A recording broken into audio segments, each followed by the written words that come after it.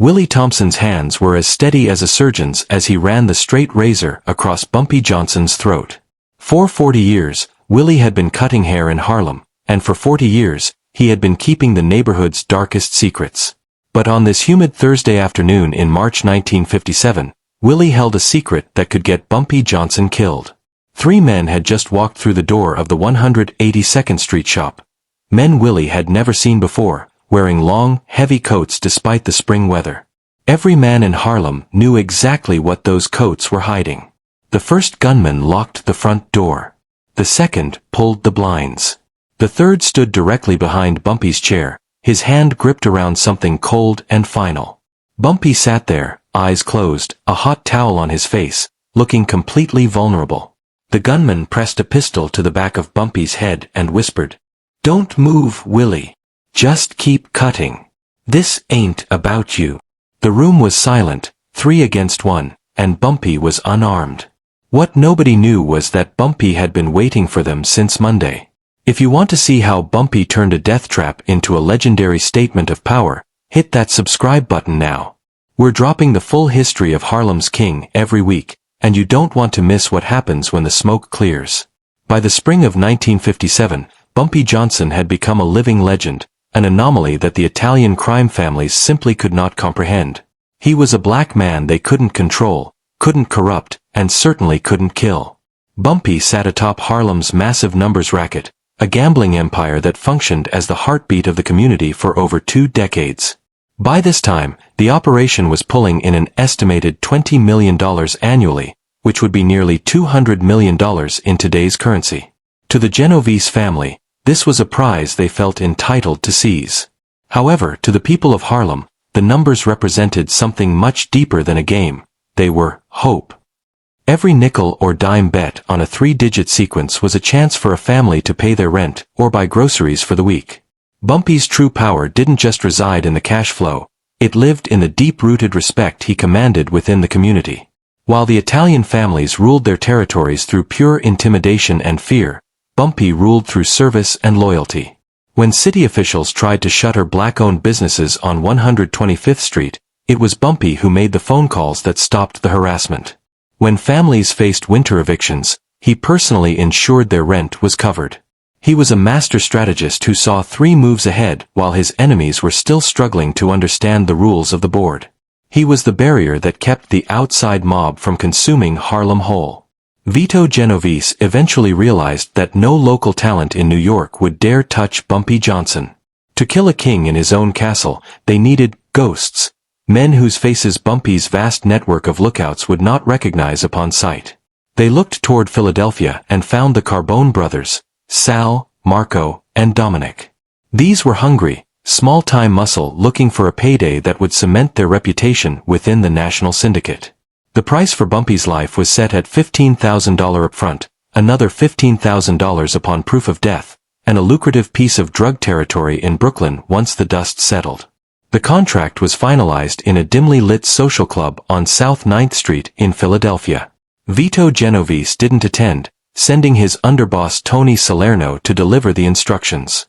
Salerno laid out a photograph of Ellsworth Bumpy Johnson and gave the brothers a chilling warning. "This man is the most dangerous individual north of 96th Street. He's got eyes everywhere, from the newsstands to the police precinct." When the youngest brother, Dominic, asked how they could possibly get close to such a guarded man, Salerno simply smiled. He believed their only advantage was Bumpy's ignorance of their existence. The brothers spent the next 3 days in New York studying Bumpy's routine, tracking him from his morning diner to his evening haunts. They finally found their opening at Willie Thompson's Barbershop, where Bumpy sat stationary and vulnerable every Thursday afternoon. They had no idea they were already being hunted. Bumpy Johnson didn't survive 25 years of street warfare by reacting to threats. He survived because he mastered the flow of information. While the Carbone brothers were drawing crude maps in their Lower East Side flophouse, Bumpy was already sitting in the back of a Cadillac listening to a detailed report from Jerome Patterson. Jerome was a cab driver who had picked the brothers up from Penn Station. He noticed their Philadelphia accents and the way they clutched their heavy bags. More importantly, he had seen Bumpy's own photograph reflected in the rearview mirror when the brothers tried to hide it. The city itself was Bumpy's early warning system. The hotel clerk who rented them their room noticed they didn't have luggage, only weapon cases. The newspaper vendor on the corner of 132nd Street reported 3 Philly types loitering near Bumpy's usual spots. By Wednesday night, Bumpy had a complete dossier on the men sent to kill him. He sat in silence for a long hour at Small's Paradise, contemplating his response. He realized that killing these 3 quietly in a dark alley wouldn't solve his problem. If he made them disappear, Vito Genovese would simply hire 3 more. To end the threat permanently, Bumpy needed to stage a theatrical display of dominance. He needed to lure them into a place where they felt they had the total advantage, only to show them that he owned the very air they breathed. He decided the barbershop would be their final destination.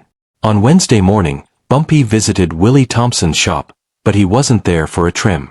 He needed to prepare the stage for the following day's performance. Willie was a 62-year-old veteran of the 364th Infantry, the legendary Buffalo Soldiers. He was a man who understood the language of combat and the value of silence. Bumpy laid out the situation with cold precision. 3 men from Philadelphia are coming here tomorrow to end me. I'm going to let them. Willie didn't blink. He had cut Bumpy's hair for 15 years and had never been given a reason to doubt the man's judgment. Bumpy gave Willie a specific, life-saving command. When they walk in, you keep cutting. Do not stop. Do not look at them. When I say the word closer, you hit the floor and you stay there until the air stops burning. Willie gave his word, an oath from one soldier to another. That night, under the cover of darkness, Bumpy made his final preparations. He used heavy electrical tape to secure a small .32 caliber revolver beneath the frame of the barber's chair, hidden by the leather skirting. He then positioned his own trusted lookouts in the apartment directly above the shop and in a parked car across the street. Bumpy wasn't just walking into an ambush, he was designing a kill zone where every variable was controlled. He spent the night cleaning his primary weapon, waiting for the clock to strike Thursday, knowing that by tomorrow evening, the mob would have their answer. Thursday, March 14, 1957, arrived with a heavy, humid atmosphere. Bumpy followed his daily routine with mechanical precision, ensuring the Carbones saw exactly what they expected to see.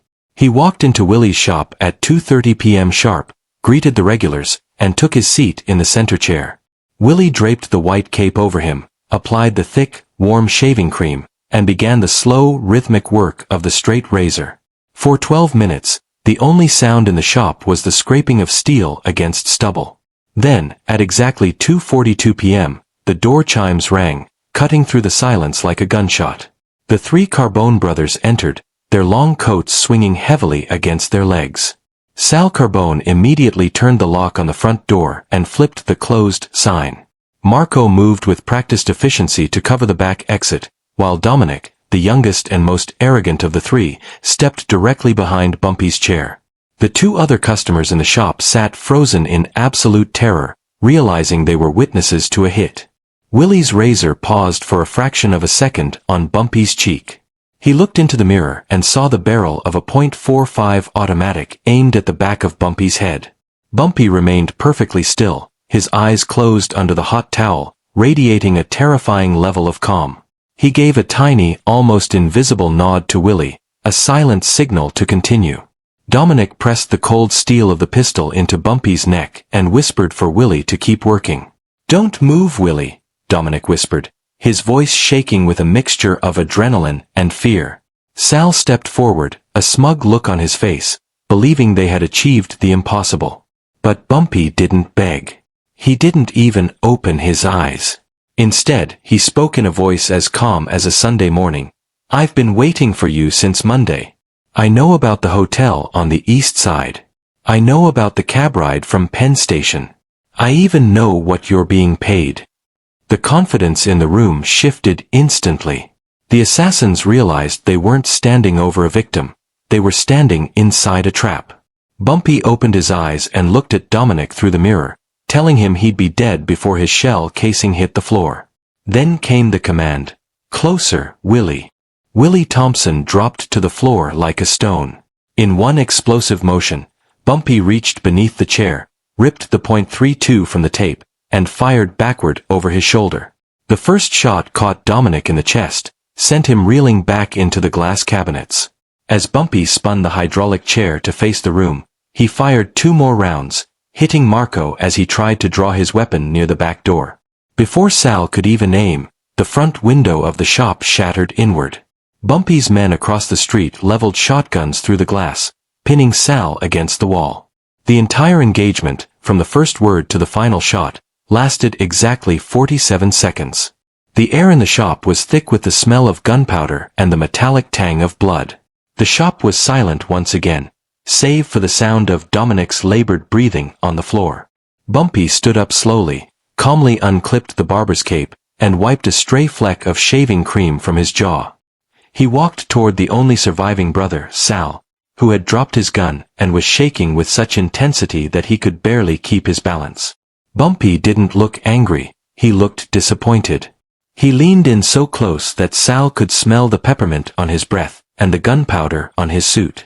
"I let you live long enough to walk through that door so you could see this moment," Bumpy whispered.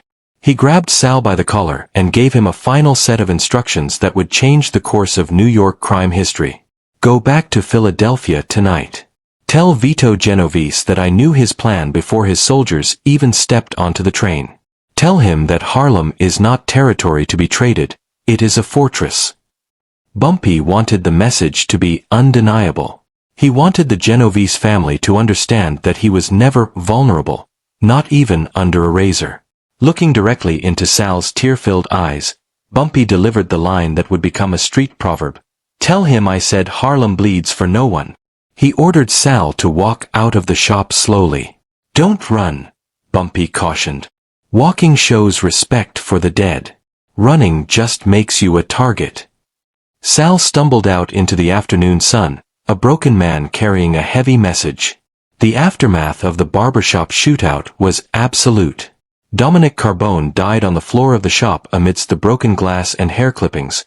Marco bled out in the alleyway before the ambulance could arrive. Sal Carbone took the first available train back to Philadelphia and never stepped foot in New York City again for the rest of his life. By nightfall, the story had rippled through every social club and tenement in the city. The legend grew with every telling. 3 professional gunmen went in to kill Bumpy Johnson, but only the barber walked out alive, calmly sweeping up the mess as if it were just another day at work. Vito Genovese called an emergency meeting of the commission the following week. He sat in stunned, humiliated silence as he realized Bumpy had played his ghosts like a violin from the second they arrived. "What are we supposed to do with a man like that?" Genovese reportedly asked his captains. The answer was a total and unprecedented surrender. He ordered all Genovese operations to bypass Harlem entirely, focusing instead on the Bronx, Queens, and the Brooklyn waterfront. The Italian mob officially conceded the territory, realizing that the cost of fighting Bumpy Johnson was far higher than any potential profit. It was a rare, total defeat for the syndicate, achieved not through a long war, but through 47 seconds of calculated violence. Bumpy had successfully protected his kingdom, proving that in Harlem, the king didn't just rule, he survived. The story of the barbershop wasn't just about violence, it was about vision. Bumpy Johnson understood something most men miss. True power isn't about what you can do to your enemies, but what your enemies believe you can do. By allowing the Carbone brothers to reach that shop, he turned an ambush into a permanent statement. The Italian mob finally understood that Harlem belonged to Bumpy Johnson, and they officially pivoted their focus to the other boroughs. Sal Carbone returned to Philadelphia a broken man, eventually opening a hardware store and never returning to the life. Willie Thompson continued cutting hair until 1972, with the phrase, "Harlem bleeds for no one," etched subtly above his mirror as a reminder of the 47 seconds that changed history. Bumpy remained in that same barbershop chair every Thursday until the day he died, a king who had proven he was always 3 moves ahead. Would you have let Sal Carbone live to carry the message, or was Bumpy too merciful? Drop a comment below with your thoughts. If you're ready for the next chapter of Harlem's history, the story of how Bumpy walked unarmed into a room with Lucky Luciano, make sure you're subscribed and have notifications turned on. In Harlem, respect isn't given, it's earned.